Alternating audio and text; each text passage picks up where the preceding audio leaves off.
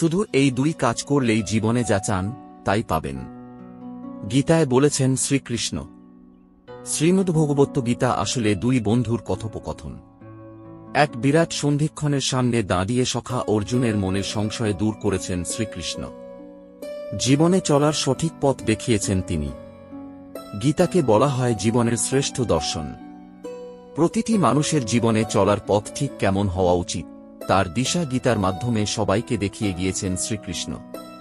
হিন্দু ধর্মের অন্যতম গুরুত্বপূর্ণ শ্রীমদ্ভগবত গীতার পাতায় ধর্ম, কর্ম ও প্রেমের শিক্ষা দেওয়া হয়েছে।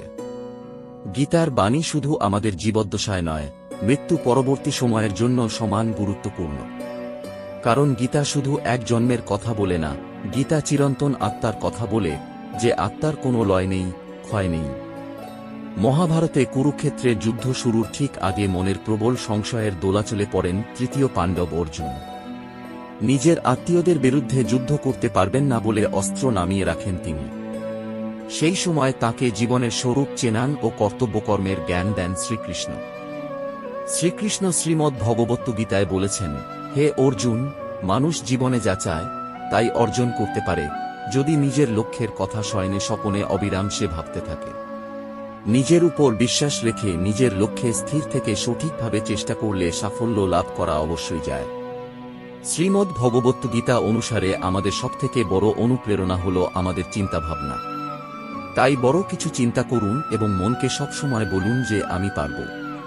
শ্রীকৃষ্ণ বলেছেন, খুব রাগ হয়ে গেলে তখন একটু থামুন। রাগের মাথায় কোনো কথা বলবেন না বা কোনো কাজ করবেন না।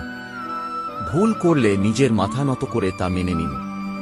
তাহলেই এই পৃথিবীর সব সমস্যার সমাধান হওয়া সম্ভব। গীতায় বলা হয়েছে, যে বা যারা আপনাকে কষ্ট দেবে তারাও অবশ্যই কষ্ট পাবে। আপনি সৌভাগ্যশালী হলে সেই ব্যক্তির শাস্তি পাওয়ার দৃশ্য আপনি নিজের চোখে দেখতে পাবেন।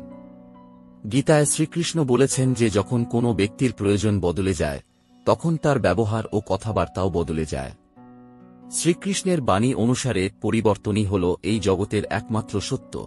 এই পৃথিবী সতত পরিবর্তনশীল। তুমি মৃত্যু সম্পর্কে যা ভাবো তা আসলে জীবন। তাই আত্মচিন্তা ত্যাগ করো, ছোট বড় আপন পরের ভেদাভেদ নিজের মাথা থেকে সরিয়ে দাও। তাহলেই এই জগৎ তোমার আর তুমিও সারা দুনিয়ার। শ্রীমদ্ভগবত গীতার এই উপদেশগুলি সব সময় মাথায় রাখবেন, তাহলেই একমাত্র সম্ভব আপনার সাফল্য। আপনি যা চান তাই পাবেন। ঈশ্বর আপনার মঙ্গল করুন। আপনাকে অসংখ্য ধন্যবাদ আপনার মূল্যবান সময়টুকু আমাদের দেওয়ার জন্য। নমস্কার, ভালো থাকবেন। জয় শ্রীকৃষ্ণ। রাধে রাধে।